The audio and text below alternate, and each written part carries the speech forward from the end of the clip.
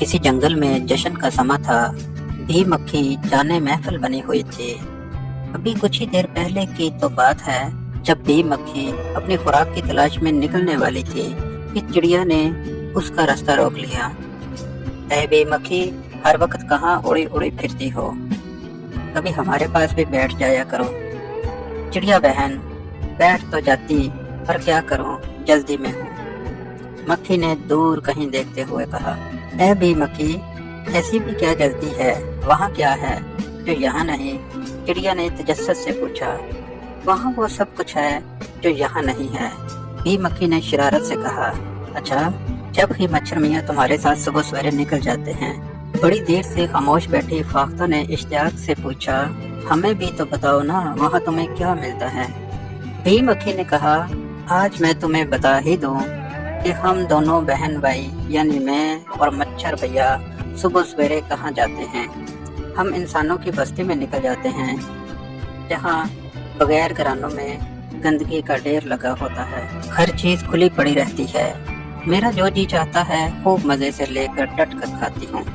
सब मुझे भगाने की कोशिश तो बहुत करते हैं, लेकिन अपने बर्तन ढांप कर और जगह की सफाई करके नहीं रखते। नतीजा ये होता है कि अगर एक जानब से मुझे उड़ाया जाता है तो मैं मजे से दूसरी सिमत जा बैठती हूँ। गंदे बर्तनों पर तो मैं खूब बनाती हूँ। लोग मजे मजे की चीजें खाकर बचा कुचा और छिलके गली में फेंक देते हैं, जिन्हें मैं खूब मजे से खाती हूँ और अपनी जान बनाती हूँ। आजकल आमों का मौसम है। बाज इंसान ऐसे अहमक होते हैं कि फलों को गला सड़ा कर फेंक देते हैं, जिसकी वजह से खूब बू फैलती है। बच्चे तो बच्चे, बड़े भी आधा आम चूस कर फेंक देते हैं और मेरे मजे हो जाते हैं। मच्छर भैया मेरा खूब साथ देते हैं। इंसानों का खून चूसने में मच्छर भैया को बहुत मजा आता है। ठेलों पर खाने पीने की मुख्तलिफ अशिया देखकर मेरी राल टपकने लगती है। खासकर बच्चों के स्कूलों के पास तो बहुत ही मजे आते हैं। बच्चों के लिए फरोख्त की जाने वाली खाने पीने की अशिया पर तो समझो मेरा ही राज होता है। खूब बनाती हूँ, जी भरकर उनका रस चूसती हूँ।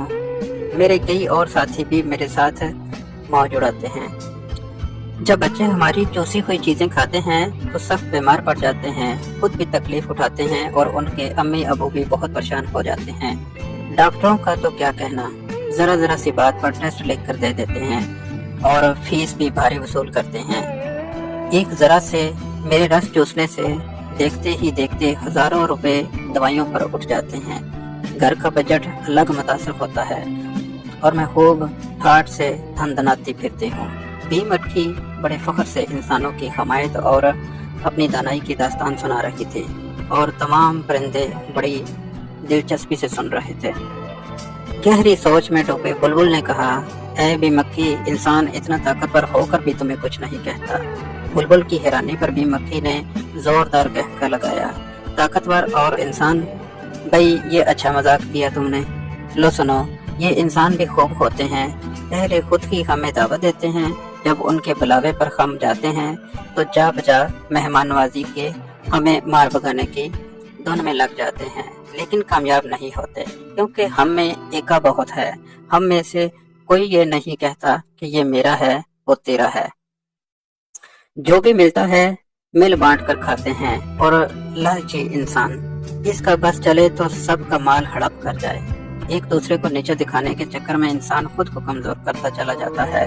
जरा जरा सी बात पर एक दूसरे को जान से मार देना इंसानों के लिए मामूली बात है।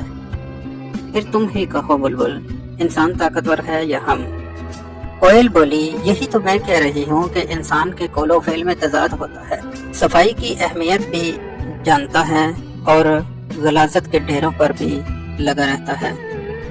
गंदगी के नुकसानात उठाने के बावजूद अपनी हरकतों से बाज नहीं आता। हालांकि ये बात वो हमसे बेहतर जानता है कि उम्दा सेहत के लिए सफाई बहुत जरूरी है, इतनी जरूरी जितना कि जिंदा रहने के लिए ताज़ा हवा और सांस लेना जरूरी है।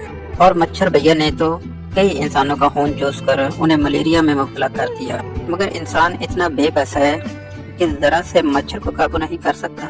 अब तुम ही बताओ कोयल बेबी, इंसान ज्यादा ताकतवर है या हम? जैसे नन्हे मुन्ने परिंदे और खशरातुल अर्ज। बी मक्खी ने बड़े घमंड से अपने साथियों से पूछा और खुद होठ से उड़ के खजूर के टीले पर जा बैठी, जिस पर उसकी कल से नजर थी, लेकिन मीठे मीठे आमों को छोड़ना भी तो नहीं चाह रही थी। अब मौका मिला तो वो क्यों हाथ से जाने देती।